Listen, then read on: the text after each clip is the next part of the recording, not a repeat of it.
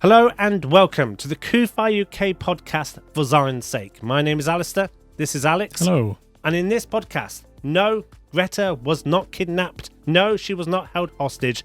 We explain the whole situation and why it was an attempt to further demonize the Jewish state.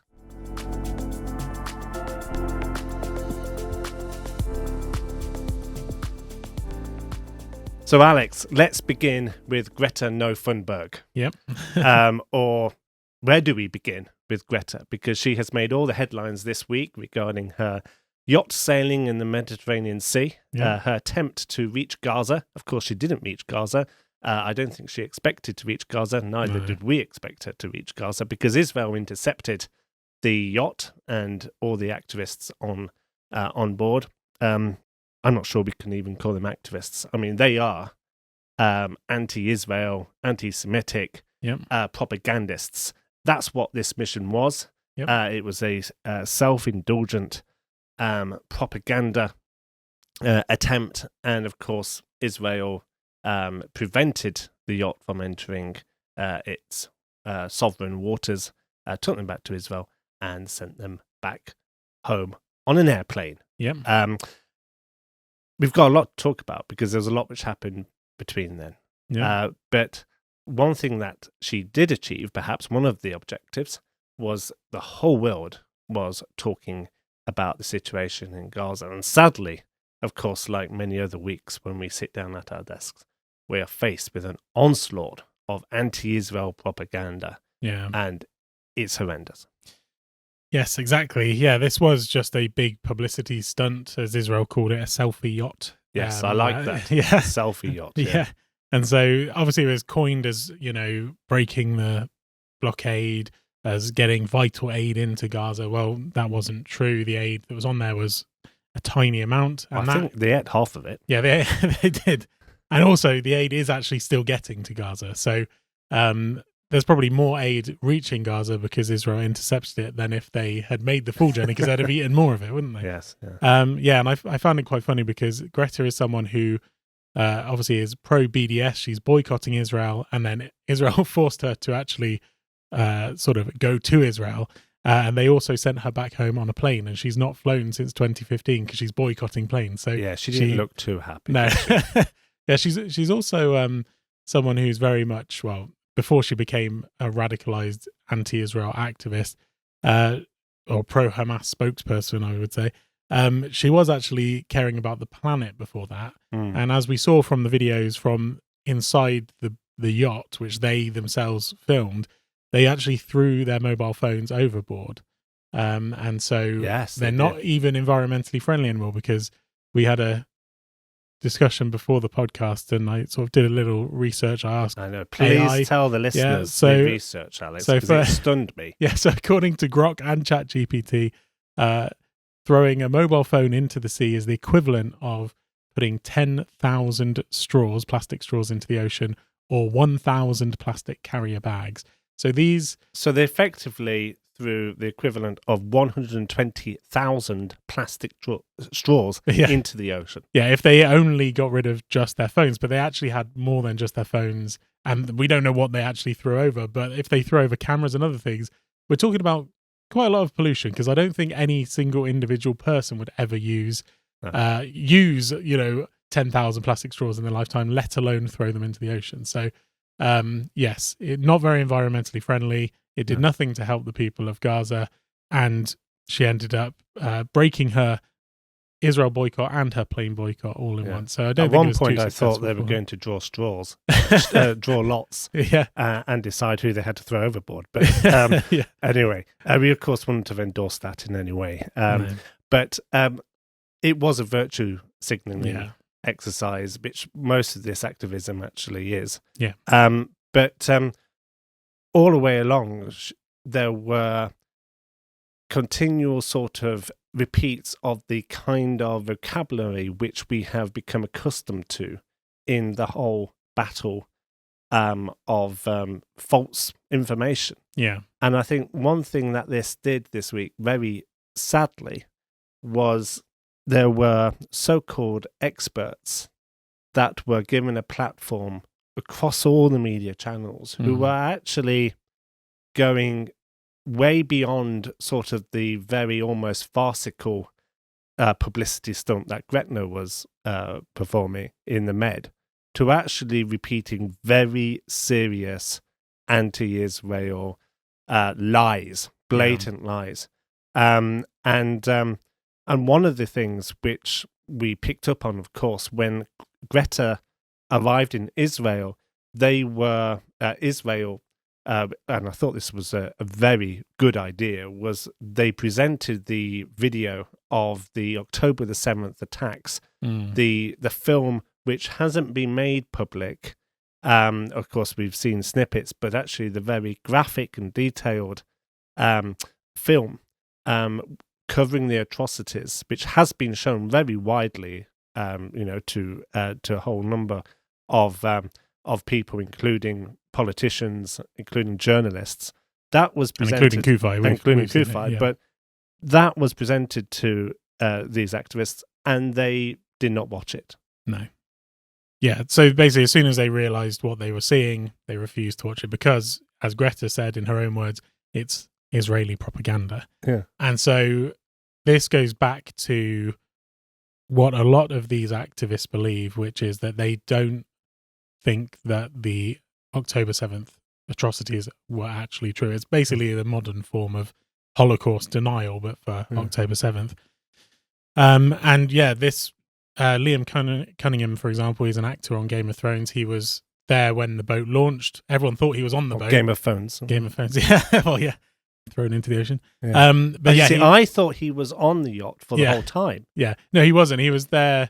Apparently, he just sort of went to the launch of it and sort of did some selfies, did some videos, promoted it, and then went home sort of thing. So he wasn't on there.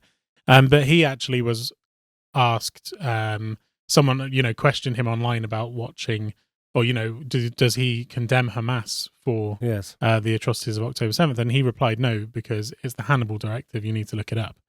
So shall I explain a bit about that? Because most people probably don't have an idea of the Hannibal directive. So basically, the origin of this is it's an unofficial Israeli military procedure developed in the 1980s. But there is evidence that it was used, but it's not something that was used recently. And it was to prevent Israeli soldiers from being captured alive by Hamas or by terror groups. And so this was actually developed in the 1980s. It was apparently used in the 2014 Gaza conflict. And it was to basically stop incidents of Israeli soldiers being captured, taken into Gaza, and then held as hostages to basically trade Palestinian terrorists for them. And so Israel wanted to avoid that. So they had this directive. In 2014 is when it became very politicized in Israel and became like Israelis didn't like it because they were saying, no, it's better to keep someone alive and to have the opportunity to save them and get them back out of Gaza rather than, for example, if they're being taken away in a Jeep with 5 terrorists, to blow up the whole Jeep and kill all of them kind of thing. And so because of that, which was unofficial, it's not even something which the government has said they did, that has been used as an excuse by anti-Israel people to create conspiracies, basically, to try and make out that every Israeli that dies is Israel killing its own people. When actually it was a very specific thing about soldiers, not civilians, and it is not something that is used today, as far as we can tell.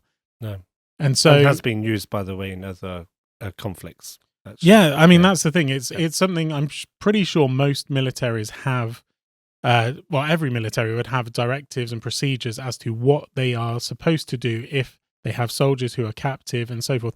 And some of the time there will be a case where they'll say, right, we can't rescue these soldiers, we just have to blow the place up or whatever the situation is. That's not uncommon within warfare.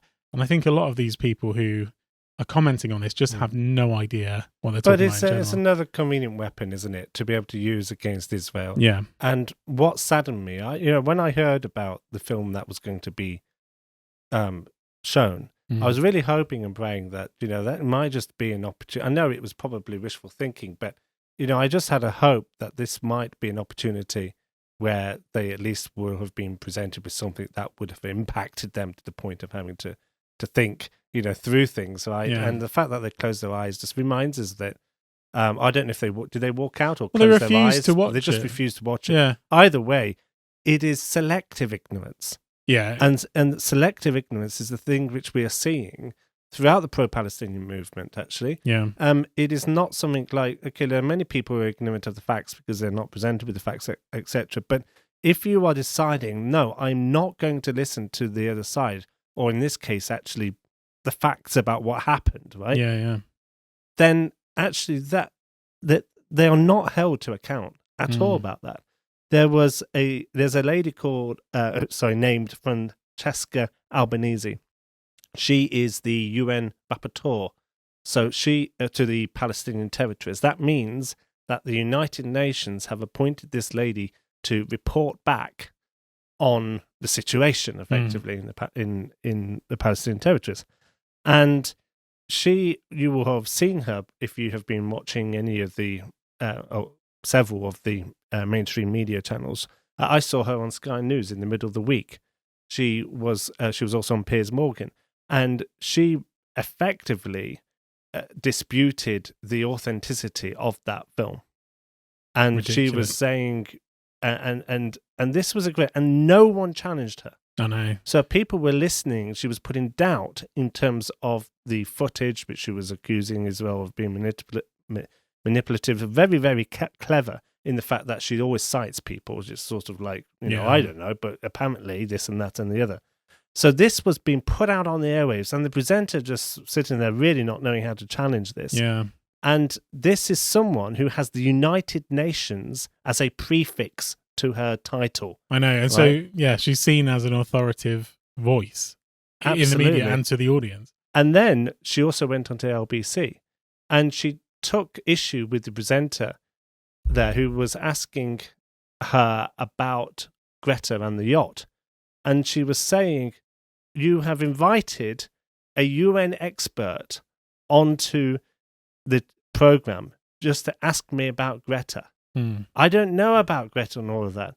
Ask me questions about conflict because I am an expert. Yeah. Okay. Rubbish. Well, I went onto her Twitter feed, and every post was all about this yacht and Greta and everything like that, which is probably why the researchers decided to call her. Yeah. But this is just someone who is very high-minded, very arrogant, and really is just peddling lies from Hamas. She does have some accusations against her in terms of some funding, which is alleged to have been given by organizations which are linked to Hamas. And we'll leave that there. But all I'm saying is that there is a warfare of information which is taking place. Yeah.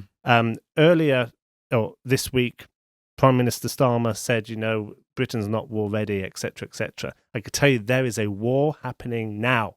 It's already started, and it's not necessarily a militarily one, although in Israel's case it very much is, right? But it is a warfare on information, and it's happening in Great Britain. Yeah. And there are people who are being exposed to these lies, exposed to this propaganda, looking at Greta, probably with some amusement in the fact of her tactics and her methods, right? But underlying all of this is lies which are being unfiltered in our media channels, reaching our politicians, repeated by politicians.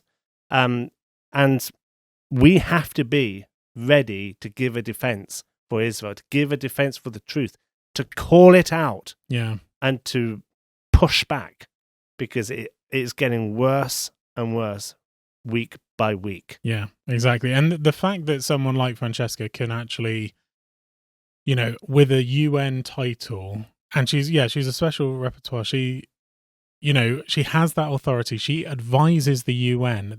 We as the UK, our government listens to those people, and so she has that authority. And for her to say that the video which Israel's showing is doctored, it's like such an insult. Like, I've personally seen the video. On October 7th, I was on Hamas Telegram channels downloading video footage that they were sharing. Yeah, some of which is in that film. Yeah, and Israel before it was removed from public. Yeah, domain because of the The graphic nature. Graphic nature. And some of it, by the way. Sorry, yeah. Can I just add, Yeah. just very quickly, on that interview on Sky News, she admitted she had not seen it. Yeah, exactly. And this is the thing. They don't want to see it because they don't want to see the truth. This is a representative giving information back to the United Nations, reporting back to the UN. Yeah. And here she is on the national media calling out evidence, having not even seen it. I know. And this is the thing. It's like I have seen it myself. And so when, like, it is undeniable. It's not even like hard to see that it is accurate. I mean, it's like extremely graphic, extremely obvious. It's taken from, most of it's from body cam footage or surveillance camera footage. There's no way to fake what you're seeing. I have corroborated it because I've seen, I had probably seen half of the movie just because I have literally on my computer over there have the footage which I downloaded from Hamas channels on October 7th, on the very day it was happening, because I honestly thought no one's going to believe this happened. I need to save the footage. And actually that's what's going on. Like, people aren't believing it's happened.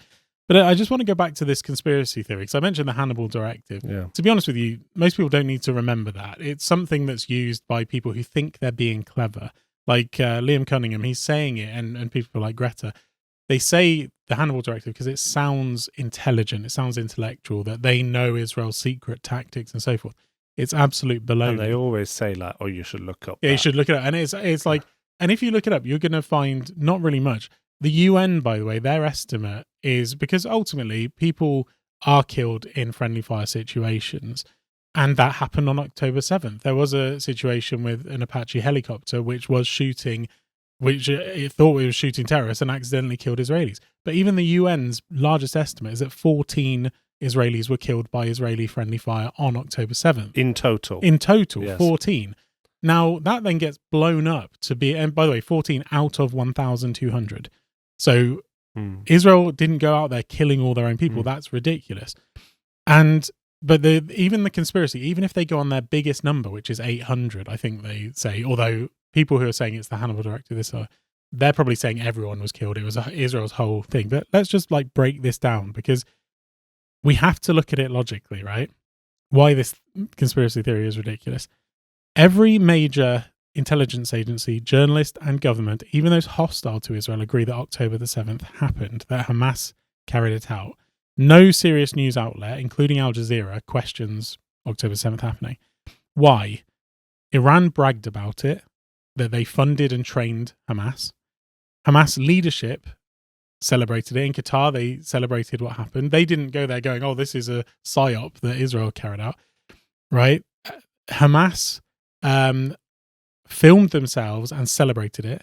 When the bodies of, or when hostages were brought back into Gaza, Gazans celebrated it happening, bearing in mind 3,000 terrorists went over the border and invaded. When you think about, like, around the world, Palestinians celebrated October 7th. Hamas said they were going to carry out more October 7ths. It's seen as a great victory for the martyrs, which is October 7th, and they want to repeat it. The presidents of multiple regimes, including Iran, have said that October 7th was a brilliant act which shut down Israel. All these different things. What I'm trying to say is, if Israel really, and I think this gets to the crux of it, I think they are conspiracy theorists, anti-Semitic, who believe that Israel or Jews control the world. And if they really do believe that, then they think that Israel controlled Hamas and ordered Hamas to invade Gaza. They think that Israel were the ones who, like, I'm sort of getting a bit tongue-tied now, but do you see where I'm getting on this? Like, as well as, of course, there's the video footage. There's the very fact that Hamas put out a statement of that morning, stating what they did, why they did it. I know. And also, there are 55 Israelis that are still hostage in Gaza, held by Hamas, because Hamas won't let them out. And this is the thing. I mean, we can look at like Ismail Haniyeh. He said we should hold on to the victory that took place on October 7th and build upon it. Time is on our side. Ghazi Hamad, who's a Hamas official, the Al-Aqsa flood, which is what they call October 7th, the Al-Aqsa flood is just the first time, and there will be a second, a third, a fourth. We must remove the country Israel. Khalil al-Hayya, who was in Doha, he's still there. What occurred on October 7th will remain a source of pride for our people. Like, they don't deny October 7th. They celebrate it. They say it was a great victory for them. So at the end of the day, if this really was Israel that did it, why... First of all, why would Israel kill its own people? It wouldn't. That's just absurd. I mean, to say it was Netanyahu or whatever is not just putting Netanyahu as worse than Hitler, it's putting him as worse than Satan. I mean, it's absolutely insane. If it was a false flag incident, why did 3,000 Hamas fighters cross the border into Israel on that day? Why did thousands of Palestinians go across the border and loot? Why did literally tens of thousands of Palestinians celebrate the attacks in the aftermath? Why did millions of people around the world celebrate it? And do you see what I'm saying? It's absolutely insane. Well, I just cannot understand it. You know, it's the same situation regarding Holocaust denial, and it's the reasons are the same, really. The troubling thought is that there's Holocaust denial 80 years after the liberation of the concentration camps. There's October the 7th denial just over 600 days after the worst genocide against Jews since the Holocaust. So, you know, this shows you the willful intent. And I think a lot of this is, we mustn't get, I think we need to obviously defend or speak out against the lies, but I think we need to be careful not just to get sucked in to sort of justifying our point of view regarding what took place. We just need to keep pushing the facts, pushing the truth.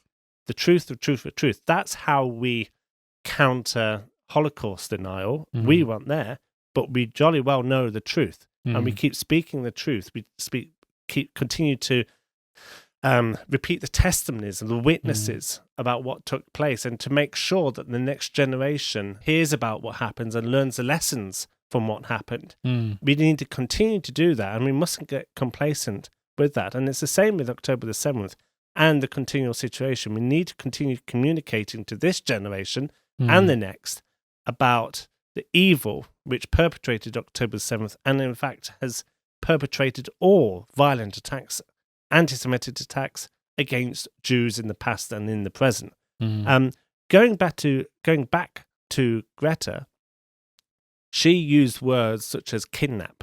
She was kidnapped. She was taken hostage. I mean, what an offence to describe her detainment as being a hostage situation when there are actual hostages in Gaza, the very place that she was intending to arrive at. She uses that word hostage, and we know, I mean, it was far from a hostage situation. It was far from being kidnapped. But why? It's the same reason why we were just talking about all of the doubting and misinformation from Israel's enemies regarding October the 7th. It is simply to demonize Israel and to demonize Jews. Thankfully, I think there are many people who would have been listening to the story of Greta this week and would hopefully have understood that when she said she was kidnapped by Israel, poor woman, that they would have understood that no, she was not. Yeah, exactly. But if you just take that one isolated example of Greta's false narrative and now apply that to everything else which comes out of the mouth of pro-Hamas propagandists, then that's the same thing we need to apply. Yeah, exactly. And that's the thing. They're demonizing Israel. They're looking to distort the facts, distort reality in order to do that. And they are willing to lie and to try and create so doubt, so confusion, that sort of thing. And as we know, God is not the author of confusion. Satan is the father of lies. Yes. They are not operating from, a good position on that. And I mean, even looking back at like the way she was treated, the fact that she can say she was kidnapped and held hostage. Well, she refused to watch the video and wasn't forced to watch the video. She was allowed to not watch it and walk out. that's not really being held captive. And I think she's trying to overemphasize how some of the things she was treated. She sort of said they were held in the bottom of the yacht, whereas the video footage showed that she wasn't held in the bottom of the yacht. They're in the main deck of it. Yeah. But obviously she then admitted she hadn't seen any footage from what had been out there. So she probably didn't realize that actually the world has seen the pictures of her receiving their challah bread and seeing them throwing their mobile phones overboard and so forth. What that she was in the bottom of the... I mean, she wasn't inside the yacht. Yeah, she was inside the yacht. But what I'm saying is, like, she was trying to make out it was worse. And then she sort of emphasized, well, it wasn't as bad as how... Well, no, the way you're treated was with dignity and respect. You would not have received that same dignity and respect if you walked into Gaza.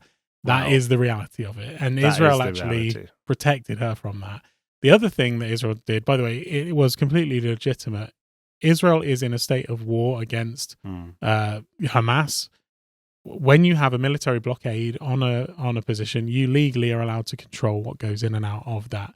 And so the territorial waters, even if it's Gazan territorial waters, if Israel has a military blockade, they're allowed to monitor it. So on international law front, they're completely legitimate on what they did. But again, you'll have people like the UN Special Rapporteur saying it was illegal and stuff. Absolutely false. She is saying lies. And I think we have to get this point across, because they use the word genocide, they use the word kidnap, they use the word, human rights and all these different things. And bearing in mind, we do have to have compassion on the Palestinians and so forth, and have to understand that Gaza is not a very nice place to be right now. Like, that's understandable. But to distort reality and to change fact, it is an insult to the victims of real crises. Yes. Whether it be a real genocide which has taken place around the world, there are genocides happening right now which are not getting the spotlight because of the fake genocide claims against Israel. There are real children starving to death. There will be 2 to 3 million children who will die of starvation this year. None of them will be in Gaza. Okay? The only people starving in Gaza are the hostages in Gaza. Israel is providing enough food for Gaza, and they're trying to bypass Hamas, and yet the world is trying to keep Hamas in power in Gaza by making the aid go through UN channels and straight to Hamas's pocket. Because Hamas controls what they get. They take the products to their markets, they sell the products to the Palestinians, and they profit off of that aid. And it is absolutely clear as day that the aid that goes in unfiltered goes to Hamas, and they profit from it. And when aid is being given right now through the distribution channels of Israel and the US, it goes directly to the people. It's not inhumane. It's actually the correct thing to do. But the world has distorted reality and is changing it, changing the meaning of words to paint a picture which demonizes Israel. And so, I think we just have to be clear. There was all an uproar regarding the day that Israel announced that they would not be providing aid for a day, would not be distributing aid for a day. And that was logistical and security reasons. And there was such an uproar. Yeah. In terms of all the media channels, we're all saying, Israel stopped it for a day. And, there were reasons for that. Israel is operating in a conflict zone. Yeah, exactly. Right? Surrounded by Hamas. We know that there's also been, there's been shootings taking place at some of the distribution places, which were actually not Israel. Yeah, of course. There were, but all of this just gets completely distorted. Yeah. Well, that's the thing. And you have to also remember, like, Israel has done more to help the Palestinians than Hamas has ever done to help the Palestinians.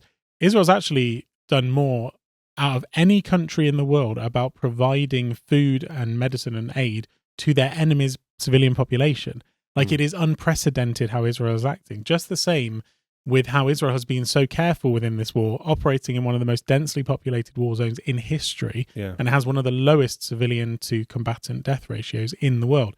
Like, Israel is actually going above and beyond, and yet it is being treated as if it is the worst genocide or whatever in the history of the world. And it wants to comply with human rights laws. Yes, it has every intent to, and it is doing so. Yeah. But again, it's to demonize Israel, to try and push back against Israel, to turn public opinion against Israel, to isolate Israel, so that Israel really stands alone. That's their objective. Israel is very much standing alone in many respects. It's standing alone, certainly in the Middle East, as a bastion of democracy and of freedom. And we must not allow Israel to stand alone when it comes to the UK, when it comes to the United States and every other freedom-loving Western nation.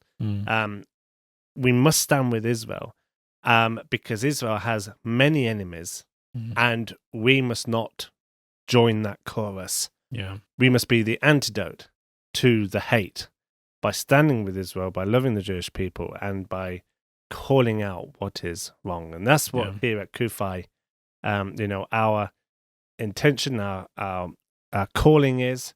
We're passionate about Israel. We love Israel and the Jewish people, and we appreciate that we have supporters throughout the country and the world that are standing with Israel at this time. And let's face it, Israel does need friends. Yeah. The Jewish people, I believe, need friends. And one of the big problems about what takes place in Israel and the Middle East is that it doesn't stay in Israel and the Middle East. Yeah. Right now, the Jewish community it feels vulnerable. Yeah. And we have evidence to back up our concerns for the Jewish people here in the UK and in the United States, where all of these false narratives, all of these lies against Israel, all the slander and demonization of Israel and isolation of Israel is actually having a knock-on effect to attitudes towards Jews in Western countries like our own. Yep. And that is very, very worrying. The climate right now is extremely concerning, and we have seen very sadly evidence of that past couple of weeks with the attack in Washington, D.C., where that lovely engaged couple were murdered by gunfire by a terrorist in Washington, D.C., pro-Israel couple.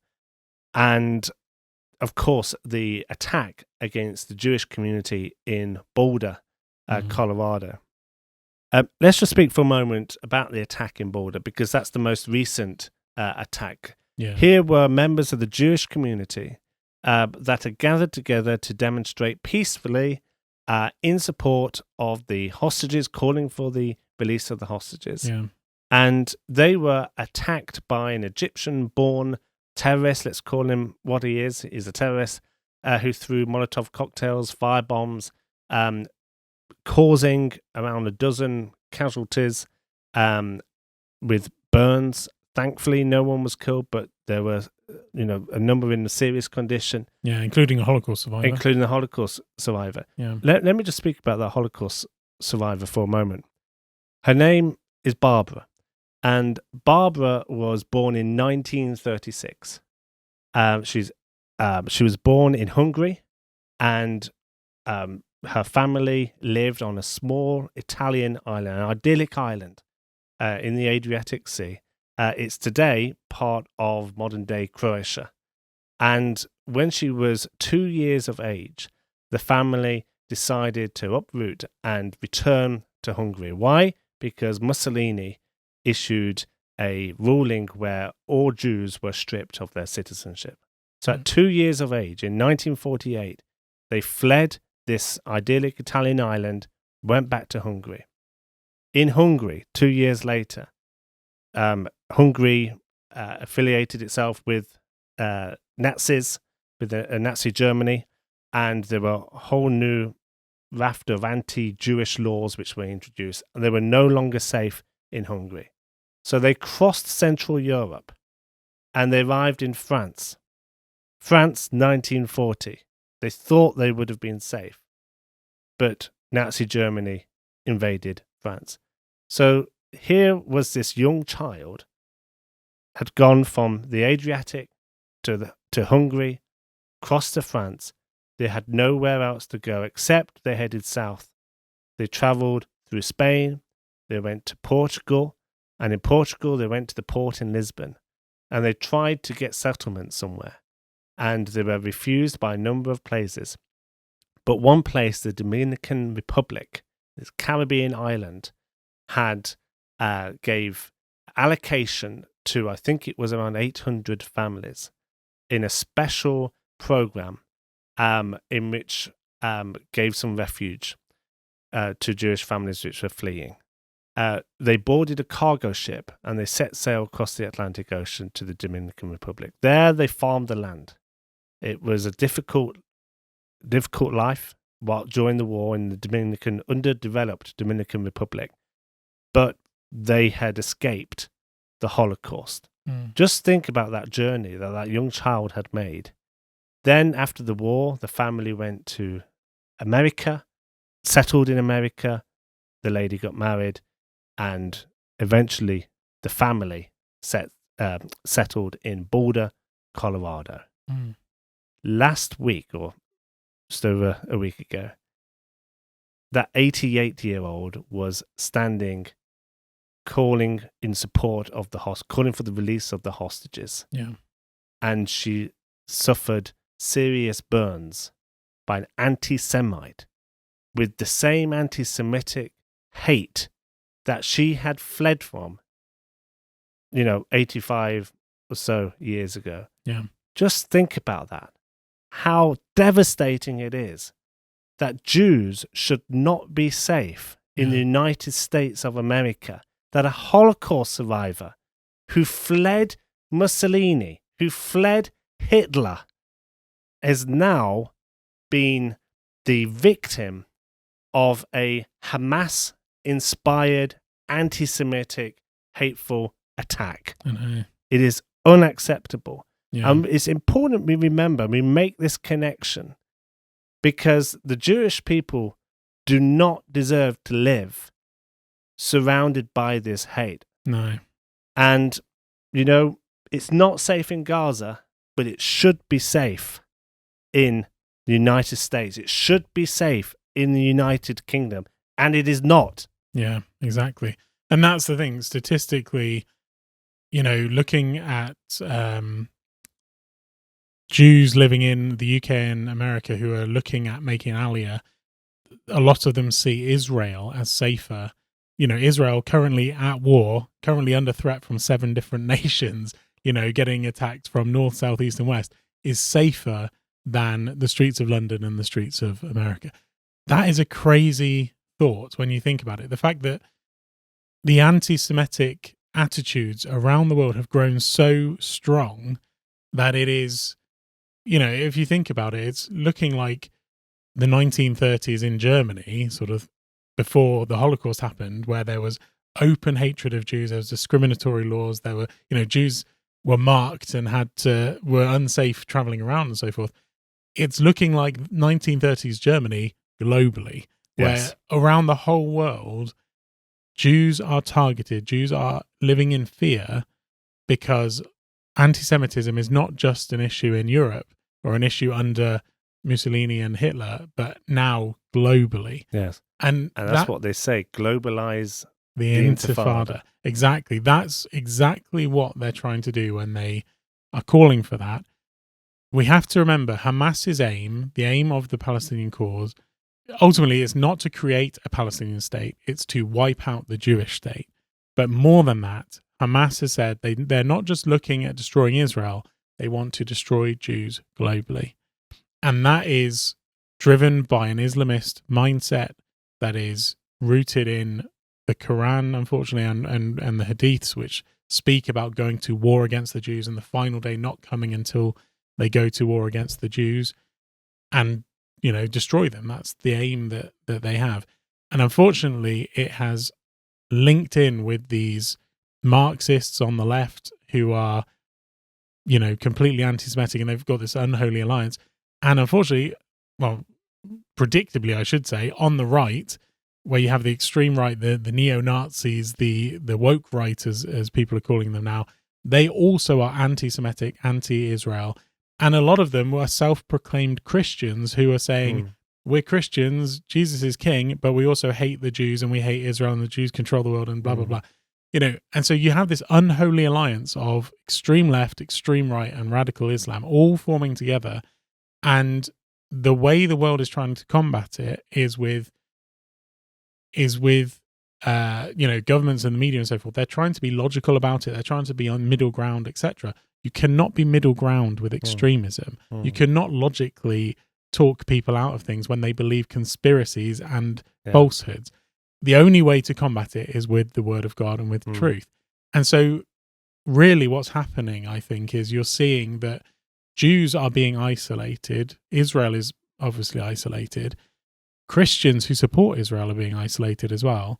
And I think what you'll actually find is what's happening is we as Bible-believing Christians and Bible-believing Jews, we have to come together and stand on the word of God, stand together as brothers, because unfortunately the world is not going to be on our side. You know, and I you know, I'm not sort of lumping us in there because the motto of CUFI is, you know, if a line has to be drawn, draw it around Christians and Jews because we are united.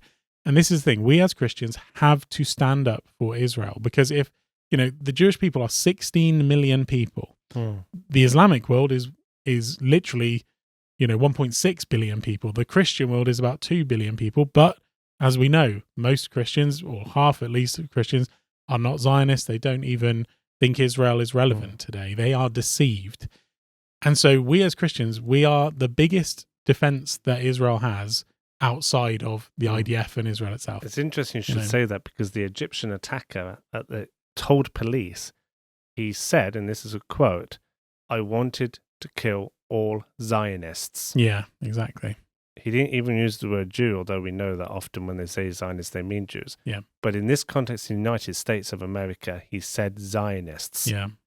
And so, yeah, we have to stand shoulder to shoulder with the Jewish community. Yeah. And we have to speak up. We have to speak up for that little girl on that Italian island who had to flee and cross, probably on foot, across the continent of Europe to the Dominican Republic. By the way, I forgot to say she was in the Dominican Republic. The family were kept by Catholic Church there. Okay. Gave her protection. Now, we have to stand in honor of that generation. Yeah. That generation of Jews that had to flee the atrocities of the Holocaust. We have to stand for that 88-year-old Holocaust survivor. We have to stand. And, you know, she was standing in a group of just a few Jews in the border. But she's not standing alone. Yep. There are Christians throughout the United States, throughout the UK and the world who would quite happily, voluntarily stand shoulder to shoulder with her and with the Jewish community, because we are, you know, we don't want the Jewish people to be isolated. We love the Jewish community, and we believe that, you know, when it comes to drawing that line, it's also a line between good and evil. Yeah. And we want to be on the right side. Definitely. But yeah, so I think we need to share about the petition, because that's we do indeed stand up. We do Israel. indeed. Yeah. So the new petition, which was launched last week and is urgent. Yeah. It is called No State for Jew Hate. It calls upon the UK government to not recognise a Palestinian state, and the timing is essential, really, Alex, isn't it? Because later this month, there is word that the UK and France could actually be recognising a Palestinian state. Yeah. Even this week, when I've heard Starmer a couple of times speak in relation to questions posed to him about Israel, he has repeatedly said, not necessarily about this issue actually, but just generally, he has repeatedly said that whatever decisions we make, we want to make together with our allies. Okay? Meaning that I don't think he really has the confidence to do anything unilaterally in terms of Starmer personally. He's waiting for others to sort of form the pack. He has found in France a potential ally to make this decision. Yep. That's why it is more pressing right now than it has ever been before under Labour's term in office. It could happen later this month at the UN summit, which is taking place. So, time is of the essence. Yeah. We must sign this petition, and in signing the petition, there's also the second option, I should say, to write to your MP if you live in the UK. Both of those actions, in fact, there's a third action, and that is to share the petition. So we invite you, we ask you to please sign the petition, to share the petition, and to write to your MP. Yep. I have to say, we've been blown away by the response so far. Yep. Thousands of CUFI supporters here in the UK have called upon the UK government to say no. And I mean, where do we begin in saying why? Okay? Thankfully, the letter to your MP, which we have penned, and we're asking you to send to your MP, is there for you to send. You can look at it, edit it if you wish, but you can just leave it as it is, and that will be sent to your Member of Parliament and also to the Foreign Secretary. The petition also explains why. But here's one reason. Recognizing a Palestinian state would reward terror. Yeah, definitely. Imagine giving the recognition to Gaza, and if it's Gaza or the so-called West Bank, Judea and Samaria, imagine, with everything that Israel and the Jewish people have gone through, that Britain would give some kind of recognition to Palestinian statehood. Yeah. Is that the legacy of October the 7th? No, it should not be. And so that's one reason. The other reason, and I think probably one of the most important, and it's a biblical reason, is that the Bible warns against dividing the land. Yep. That is what Britain would effectively be doing. Now, you could say, well, if Britain was to recognize a Palestinian state tomorrow, nothing is necessarily going to change on the ground. Yeah. Well, it would actually begin to change in the fact that if United Nations gave recognition, the dynamics would begin to change. But it's true, it wouldn't necessarily change immediately on the ground, but symbolically. Imagine what message that sends the whole world if Great Britain was to recognize a Palestinian state. Imagine the spiritual dilemma that this country would position itself in if we were to turn our back on the nation. If we were to turn our back on the nation of Israel, I know. We must speak out. And CUFI is one of the few. I'm not afraid to say it, is one of the few organisations right now that is calling or speaking up against this particular issue, because we are not afraid to go against UK foreign policy and stand with the Bible. Yeah, exactly. And we're standing against the two-state solution. Yes. Because the two-state solution is a delusion. It is. It is not something which will bring about peace. And yet it's sort of almost like a religious dogma that gets repeated over and over again by the politicians and by the media and so forth, that the two-state solution is the best way to peace and so forth. It's not. It is a stepping stone from the Palestinian perspective. It's a stepping stone to the destruction of Israel, because all they want to do is damage and harm and take and chip away at Israel piece by piece until they can eventually destroy Israel. That's their aim. Yeah. And ultimately, that's why God is so strong on this, I think, because he knows he is the defender of Israel. We know Israel will not be destroyed. Israel is not going anywhere, but that is their aim. They are trying to damage and harm Israel, harm the Jewish people, and we're saying no, we're not standing for that. And so you're right. We are one of the few organizations in the country, even pro-Israel organizations, who is literally saying no, not just to the two-state solution, but no to any Palestinian state, because it is against the word of God. So yeah, we've got 12 points. You've mentioned a couple of them, such as don't reward terrorism. I'll say a few more. There's don't empower Israel's enemies, don't endanger Israel's security, don't undermine Israel's sovereignty, don't divide the land God gave to the Jewish people, and there's more as well. So if you go on to undermining sovereignty is one of the important ones as well. Yeah, because we are, as Britain, supposed to be an ally of Israel. Yeah, right. Imagine going to another nation on earth, and I don't know. Let me think of a non-controversial example. Well, just think, our American friends might appreciate this, because I've seen a few maps on social media where they say, how about we split, California and New York area, cut them off and give them to the Democrats, and then the Republicans have the middle, that kind of thing. But I did say non-controversial, didn't I? Forgive him. But just imagine if we dictated... Imagine that Britain said we're going to announce it. Yeah, we're going to annex California. Yeah. Yeah, or give it to the Californians and they're now independent, or make Texas independent, whatever the case may be. And I'm sure there are movements actually within America where they want to do that. But the thing is, we have no right. And by the way, under the UN Charter, which all 193 nations of the UN have signed, I think it's Article 7 of the UN Charter, is basically saying you cannot dictate the borders of another sovereign nation. Yes. The only people that can do that is the sovereign nation. While Israel is a sovereign nation, the Palestinian territories are not a sovereign nation. They're part of Israel, and it's under their jurisdiction. So the only way that any recognition can be happening is if Israel makes an agreement with the Palestinians and Israel literally officially gives them land, which it has not done. Yes. So, and the security issue as well. Yeah, of course.